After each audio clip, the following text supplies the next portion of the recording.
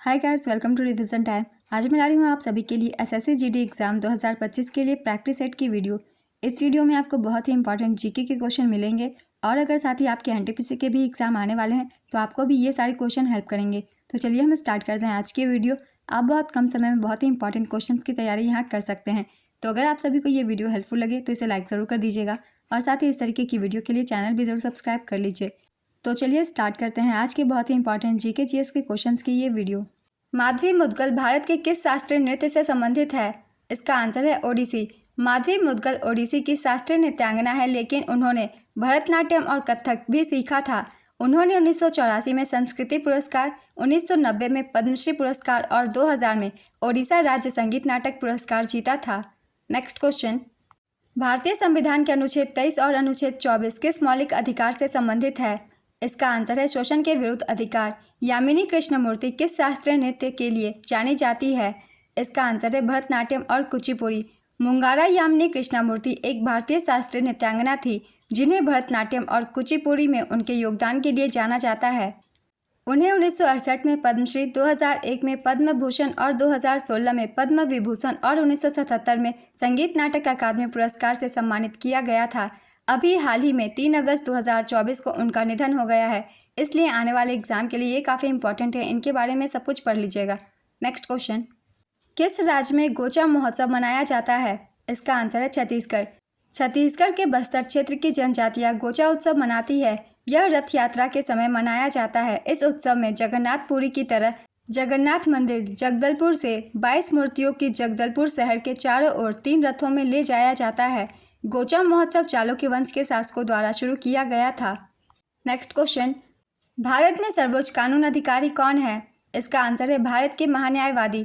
भारत के महान्यायवादी संघ की कार्यकारिणी का एक भाग हैं। वह देश के सर्वोच्च कानून अधिकारी होते हैं जो भारतीय क्षेत्र में किसी भी अदालत का हिस्सा हो सकते हैं। भारत के महान्यायवादी को संविधान की धारा 76(1) के तहत राष्ट्रपति द्वारा नियुक्त किया जाता है। भारत के पहले न्यायवादी MC सीतलवाड़ ने अपने पद पर सबसे लंबे समय तक यानी 13 साल तक काम किया। सोले सोराबजी ने महान्यायवादी के रूप में काम किया जो सबसे कम अवधि थी। हालांकि उन्हें 2 बार इस पद के लिए नियुक्त किया गया था। वरिष्ठ वकील R वेंकटरमणी वर्तमान में भारत के महान्यायवादी हैं। नेक्स्ट क्वेश्चन, नीरज चोपड़ा किस खेल से संबंधित है? इसका आंसर है भाला फेंक। नीरज चोपड़ा ने पेरिस ओलंपिक 2024 में सिल्वर मेडल जीता। नीरज चोपड़ा ने भाला फेंक और 89.45 मीटर का अपना सर्वश्रेष्ठ थ्रो किया। नीरज चोपड़ा टोक्यो ओलंपिक 2020 के स्वर्ण पदक विजेता हैं। भारत के 74वें गणतंत्र दिवस समारोह के मुख्य अतिथि कौन थे? इसका आंसर है अब्दुल फतेह अल सीसी। भारत के 74वें गणतंत्र दिवस 2023 में मुख्य अतिथि मिस्र के राष्ट्रपति अब्दुल फतेह अल सीसी थे। 75वें गणतंत्र दिवस 2024 में फ्रांस के राष्ट्रपति इमैनुअल मैक्रोन मुख्य अतिथि के रूप में इस अवसर पर उपस्थित थे। किस संशोधन द्वारा भारत के संविधान में मौलिक कर्तव्य जोड़े गए? इसका आंसर है 42वां संशोधन। 42वें संविधान संशोधन द्वारा भारतीय संविधान में भाग 4A और अनुच्छेद 51A को जोड़ा गया। स्वर्ण सिंह समिति की सिफारिश पर मौलिक कर्तव्यों को भारतीय संविधान में जोड़ा गया। प्रारंभ में संविधान में केवल 10 मौलिक कर्तव्य थे। 86वें संविधान संशोधन अधिनियम 2002 द्वारा संविधान में एक और मौलिक कर्तव्य जोड़ा गया। वर्तमान में भारतीय संविधान में 11 मौलिक कर्तव्य हैं। भारत के संविधान में मौलिक कर्तव्यों का उल्लेख अनुच्छेद 51A में किया गया है। मूल संविधान में मौलिक कर्तव्यों की कोई सूची नहीं थी। मौलिक कर्तव्य के विचार को रूसी संविधान से ग्रहण किया गया था। मौलिक कर्तव्य से एग्जाम में बहुत सारे क्वेश्चन पूछे जाते हैं, इसलिए मैंने सारे डिटेल्स लिख दिए हैं। सारे पॉइंट से क्वेश्चन बनते हैं, इसलिए सारे पॉइंट्स को आप सब याद रखिएगा। 42वां संशोधन अधिनियम किसके नेतृत्व में पारित किया गया था? इसका आंसर है इंदिरा गांधी। 42वें संवैधानिक संशोधन अधिनियम 1976 में तत्कालीन प्रधानमंत्री इंदिरा गांधी द्वारा आपातकाल के नियम के तहत लागू किया गया था। 42वां संवैधानिक संशोधन अधिनियम लागू होने के समय फखरुद्दीन अली अहमद भारत के राष्ट्रपति थे। 42वें संविधान संशोधन अधिनियम द्वारा समाजवादी, धर्मनिरपेक्ष और अखंडता को प्रस्तावना में जोड़ा गया। 42वें संवैधानिक संशोधन अधिनियम द्वारा मौलिक कर्तव्य लागू हुए। 42वें संवैधानिक संशोधन अधिनियम को मिनी संविधान के रूप में भी जाना जाता है। नेक्स्ट क्वेश्चन, संविधान के किस संशोधन अधिनियम 2017 में GST व्यवस्था के लिए आवश्यक प्रावधान शामिल है? इसका आंसर है 101वें संवैधानिक संशोधन अधिनियम द्वारा वस्तु एवं सेवा कर GST को लागू करके अप्रत्यक्ष कर प्रणाली के सरलीकरण की प्रक्रिया हासिल की गई।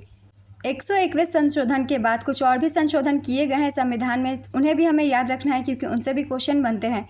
जैसे कि संविधान का संशोधन 102, भारतीय संविधान का 102वां संशोधन राष्ट्रीय पिछड़ा वर्ग आयोग को संवैधानिक दर्जा प्रदान करने तथा इसे राष्ट्रीय अनुसूचित जाति आयोग और राष्ट्रीय अनुसूचित जनजाति आयोग के समकक्ष लाने के लिए लाया गया था। 103वां संशोधन अधिनियम केंद्र सरकार द्वारा संचालित शैक्षणिक संस्थानों में प्रवेश के लिए समाज के आर्थिक रूप से कमजोर वर्गों के लिए 10% आरक्षण का परिचय देता है। वर्ष 2019 के 103वें संविधान संशोधन के माध्यम से भारतीय संविधान के अनुच्छेद 15 और 16 में संशोधन किया गया। 104वें संविधान संशोधन अधिनियम ने लोकसभा और राज्य विधानसभाओं में एंग्लो इंडियन के लिए सीटों के आरक्षण को समाप्त कर दिया और एससी और एसटी के लिए आरक्षण को 10 साल तक बढ़ा दिया। 105वां संविधान संशोधन अधिनियम 2021 सामाजिक और आर्थिक रूप से पिछड़े वर्गों की पहचान करने और उन्हें निर्दिष्ट करने के लिए राज्य सरकारों की शक्ति को पुनर्स्थापित करता है। 106वां संविधान संशोधन अधिनियम के अंतर्गत लोकसभा और राज्य विधानसभाओं में महिलाओं को 33% आरक्षण प्रदान करने का प्रावधान है। इस प्रावधान के अनुसार यह उस तारीख से लागू होगा जो केंद्र सरकार आधिकारिक राजपत्र में अधिसूचना द्वारा निर्धारित करेगी। नेक्स्ट क्वेश्चन, भारत के संविधान के 69वें संशोधन अधिनियम के अनुसार किस वर्ष में दिल्ली को राष्ट्रीय राजधानी क्षेत्र घोषित किया गया था? इसका आंसर है 1991। भारतीय संविधान के 69वें संशोधन अधिनियम 1991 में दिल्ली को विशेष दर्जा प्रदान किया गया। इसे राष्ट्रीय राजधानी क्षेत्र घोषित किया गया। इसने राज्य के लिए एक राज्य विधानसभा और मंत्रिपरिषद बनाई। इस अधिनियम के तहत आदित्यनाथ झा दिल्ली के पहले उपराज्यपाल बने। संविधान के अनुच्छेद 239 ए ने दिल्ली को केंद्र शासित प्रदेश का दर्जा दिया है। नेक्स्ट क्वेश्चन, किसने 1875 में आर्य समाज की स्थापना की थी? इसका आंसर है दयानंद सरस्वती। दयानंद सरस्वती ने 10 अप्रैल 1875 को मुंबई में आर्य समाज की स्थापना की थी। स्वामी दयानंद सरस्वती द्वारा रचित सत्यार्थ प्रकाश नामक ग्रंथ आर्य समाज का मूल ग्रंथ है। आर्य समाज का आदर्श वाक्य कृण्वन्तो विश्वमार्यम, जिसका अर्थ है विश्व को आर्य बनाते हैं चलो। दयानंद सरस्वती का वास्तविक नाम मूल शंकर था। विरजानंद दंडी था दयानंद सरस्वती के गुरु थे। नेक्स्ट क्वेश्चन, भारत रत्न भारत का सर्वोच्च नागरिक पुरस्कार है। इसे पहली बार कब प्रदान किया गया था? इसका आंसर है 1974। भारत रत्न की स्थापना वर्ष 1954 में हुई थी। भारत रत्न के पहले 3 प्राप्तकर्ता हैं सी राजगोपालाचारी, सर्वपल्ली राधाकृष्णन और सीवी रमन। लाल बहादुर शास्त्री मरणोपरांत भारत रत्न से सम्मानित होने वाले पहले व्यक्ति थे। खान अब्दुल गफार खान भारत रत्न पाने वाले पहले विदेशी थे। इंदिरा गांधी भारत रत्न पाने वाली पहली महिला थी। सचिन तेंदुलकर भारत रत्न पाने वाले पहले खिलाड़ी हैं। इस वर्ष 2024 में कर्पूरी ठाकुर, लालकृष्ण आडवाणी, पीवी नरसिम्हा राव, चौधरी चरण सिंह और MS स्वामीनाथन सहित कुल 5 व्यक्तियों को भारत रत्न से सम्मानित किया गया। इसके साथ ही अब तक कुल 53 लोगों को भारत रत्न दिया जा चुका है। नेक्स्ट क्वेश्चन, अर्जुन पुरस्कार कब स्थापित किए गए थे? इसका आंसर है 1961। अर्जुन पुरस्कार पहली बार 1961 में 6 लोगों को प्रदान किया गया था। मीना शाह बैडमिंटन 1962 में अर्जुन पुरस्कार पाने वाली पहली महिला थी। तीरंदाजी के क्षेत्र में अर्जुन पुरस्कार के पहले प्राप्तकर्ता कृष्णदास थे, जिन्हें 1961 में सम्मानित किया गया था। 9 जनवरी 2024 को भारत के राष्ट्रपति द्रौपदी मुर्मू ने 26 खिलाड़ियों को अर्जुन पुरस्कार प्रदान किया। इसमें तेज गेंदबाज मोहम्मद शमी का नाम शामिल है। नेक्स्ट क्वेश्चन, किसने सर्वेंट्स ऑफ इंडिया सोसाइटी की स्थापना की थी? इसका आंसर है Gopal Krishna Gokhale. Servants of India society की स्थापना 12 जून 1905 को महाराष्ट्र के पुणे में गोपाल कृष्ण गोखले द्वारा की गई थी, जिन्होंने इस एसोसिएशन को बनाने के लिए डेक्कन एजुकेशन सोसाइटी को छोड़ दिया था। नेक्स्ट क्वेश्चन, अंतर्राष्ट्रीय बुकर पुरस्कार की स्थापना किस वर्ष की गई थी? इसका आंसर है 2005। अंतर्राष्ट्रीय बुकर पुरस्कार की स्थापना 2005 में मैन बुकर इंटरनेशनल पुरस्कार के रूप में की गई थी। VS नायपॉल पहले भारतीय थे जिन्होंने बुकर पुरस्कार जीता था। 2023 के लिए अंतर्राष्ट्रीय बुकर पुरस्कार पाने वाले जॉर्जी गोस्पोडिनोव प्रथम बुल्गेरियाई लेखक बन गए हैं। उन्हें यह पुरस्कार टाइम शेल्टर के लिए दिया गया है। इसका अंग्रेजी में अनुवाद एंजेला रोडेल ने किया है। 2022 में गीतांजलि श्री को उनके उपन्यास रेत समाधि टॉम्ब ऑफ सैंड के लिए इस पुरस्कार से सम्मानित किया गया था। इस्माइल कादरी अंतर्राष्ट्रीय बुकर पुरस्कार के प्रथम विजेता थे। नेक्स्ट क्वेश्चन, किसने 1784 में एशियाटिक सोसाइटी ऑफ बंगाल की स्थापना की? इसका आंसर है सर विलियम जोन्स। बंगाल की एशियाटिक सोसाइटी की स्थापना सर विलियम जोन्स ने 1784 में की थी।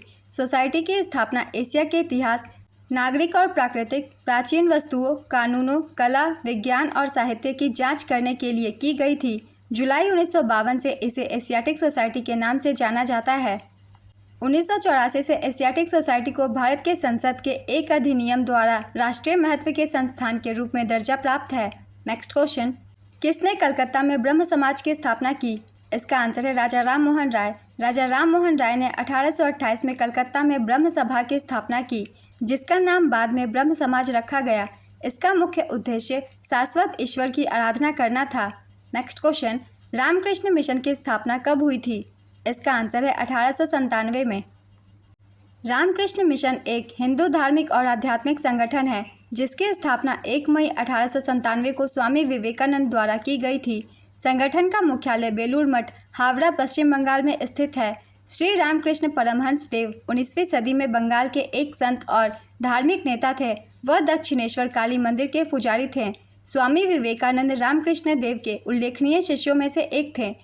ये क्वेश्चन एग्जाम में पूछी जाती है, स्वामी विवेकानंद के गुरु का नाम क्या है? तो इसका आंसर होगा रामकृष्ण परमहंस। स्वामी स्मरणानंद रामकृष्ण मठ और रामकृष्ण मिशन के वरिष्ठ भिक्षु हैं। वह इसके 16वें अध्यक्ष हैं। नेक्स्ट क्वेश्चन, किस संघ या संगठन की स्थापना ज्योतिबा फूले ने की थी? इसका आंसर है सत्यशोधक समाज। ज्योतिबा फूले ने 24 सितंबर 1873 को महाराष्ट्र के पुणे में सत्यशोधक समाज की स्थापना की थी। इसे society of seekers of truth के नाम से भी जाना जाता है। नेक्स्ट क्वेश्चन, लोक नृत्य तरंग मिल किस राज्य से संबंधित है? इसका आंसर है गोवा। किस राज्य का लोक नृत्य 10 कथिया नृत्य है? इसका आंसर है ओडिशा। जाट जाटिन भारत के किस राज्य का लोक नृत्य है? इसका आंसर है बिहार। बक्सर का युद्ध कब लड़ा गया था? इसका आंसर है 1764। बक्सर का युद्ध हेक्टर मुनरो के नेतृत्व वाली ब्रिटिश ईस्ट इंडिया कंपनी की सेना और शाह आलम द्वितीय, मुगल सम्राट शुजा-उद-दौला अवध के नवाब और मीर कासिम बंगाल के नवाब की संयुक्त सेना के बीच लड़ी गई थी। 1765 में कंपनी की जीत और शाह आलम द्वितीय के आत्मसमर्पण के साथ लड़ाई समाप्त हुई। युद्ध के बाद कंपनी का प्रतिनिधित्व करने वाले रॉबर्ट क्लाइव ने शुजा-उद-दौला और शाह आलम द्वितीय के साथ इलाहाबाद की संधि पर हस्ताक्षर किए। पेशावर का युद्ध राजा जयपाल और महमूद गजनी के बीच किस वर्ष लड़ा गया था? इसका आंसर है 1001। जयपाल ने वर्ष 1001 में गजनवी के महमूद के साथ पेशावर की प्रसिद्ध लड़ाई लड़ी थी, जिसमें जयपाल की हार हुई थी। नेक्स्ट क्वेश्चन, 1526 में पानीपत की लड़ाई किनके बीच लड़ी गई थी? इसका आंसर है बाबर और इब्राहिम लोदी। पानीपत का प्रथम युद्ध 20 अप्रैल 1526 को बाबर और इब्राहिम लोदी के बीच हुआ था, जिसमें बाबर की जीत हुई थी। पानीपत का द्वितीय युद्ध 5 नवंबर 1556 को अकबर और हेमू के बीच हुआ था, जिसमें अकबर की जीत हुई थी। पानीपत का तृतीय युद्ध 14 जनवरी 1761 को अहमद शाह अब्दाली और मराठा सेनापति सदाशिव राव भाव के बीच हुआ था, जिसमें अफगानों की जीत हुई थी। नेक्स्ट क्वेश्चन, किस राजपूत शासक ने 1191 में तराइन के प्रथम युद्ध में मोहम्मद गोरी को हराया था? इसका आंसर है पृथ्वीराज चौहान। तराइन का प्रथम युद्ध 1191 में मोहम्मद गोरी के नेतृत्व वाली तुर्की जनजाति घुरिड्स और पृथ्वीराज चौहान और उनके सहयोगियों के नेतृत्व वाले राजपूतों के बीच लड़ी गई थी। इसमें पृथ्वीराज चौहान की सेना की जीत हुई थी। नेक्स्ट क्वेश्चन, घाघरा का युद्ध कब हुआ था? इसका आंसर है 1529। अफगान राजा महमूद लोदी और मुगल बादशाह बाबर के बीच 1529 में घाघरा का युद्ध हुआ था। बाबर ने इस युद्ध में विजय प्राप्त की। घाघरा का युद्ध उत्तर प्रदेश के गोरखपुर के निकट घाघरा नदी के तट पर लड़ा गया था। घाघरा का युद्ध बाबर द्वारा लड़ा गया अंतिम युद्ध एवं मध्यकालीन इतिहास का प्रथम युद्ध था, जिसे जल और थल दोनों जगह लड़ा गया। नेक्स्ट क्वेश्चन, चौसा का युद्ध किस वर्ष हुआ था? इसका आंसर है 1539। चौसा का युद्ध भारत में मुगल सम्राट हुमायूं और सूरी साम्राज्य के संस्थापक शेर शाह सूरी के बीच लड़ा गया था। यह 29 जून 1539 को आधुनिक बिहार राज्य के बक्सर जिले में स्थित चौसा गांव के पास लड़ा गया था। इसमें शेर शाह सूरी की विजय हुई। शेर शाह सूरी और हुमायूं के बीच 17 मई 1540 को उत्तर प्रदेश के कन्नौज में कन्नौज का युद्ध या बेलग्राम की लड़ाई हुई थी, जिसमें हुमायूं की हार हुई थी। नेक्स्ट क्वेश्चन, तालीकोटा का युद्ध कब हुआ था? इसका आंसर है 1565। तालीकोटा का युद्ध 23 जनवरी 1565 को विजयनगर साम्राज्य और दक्कन सल्तनत के बीच लड़ा गया था। इसमें दक्कन सल्तनत की संयुक्त सेना ने विजयनगर की सेना को विनाशकारी पराजय दी। यह लड़ाई बीजापुर के दक्षिण पूर्वी स्थान पर लड़ी गई थी, जो अब उत्तरी कर्नाटक राज्य में है। इस युद्ध को राक्षस तांगड़ी के नाम से भी जाना जाता है। इस लड़ाई को आमतौर पर विजयनगर साम्राज्य के अंत का प्रतीक माना जाता था। नेक्स्ट क्वेश्चन, कौन सी भारत की सबसे बड़ी प्रायद्वीपीय नदी है?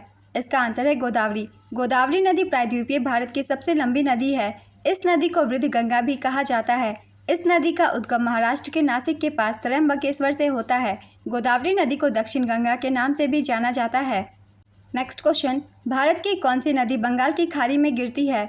इसका आंसर है गोदावरी। नासिक पहाड़ी गोदावरी नदी का उद्गम स्थल है। गंगा केवल भारत में बहने वाली के बाद गोदावरी भारत की दूसरी सबसे लंबी नदी है। गोदावरी नदी महाराष्ट्र, तेलंगाना, आंध्र प्रदेश, छत्तीसगढ़, ओडिशा राज्यों से होकर बहती है और अंततः बंगाल की खाड़ी में मिल जाती है।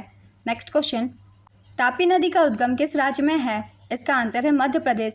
तापी नदी मध्य प्रदेश के बैतूल जिले के मुल्ताई से उत्पन्न होकर सतपुरा पर्वत प्रक्षेपों के मध्य से पश्चिम की ओर बहती हुई महाराष्ट्र के खानदेश के पठार एवं सूरत के मैदान को पार करती है और गुजरात स्थित खंभात की खाड़ी अरब सागर में गिरती है।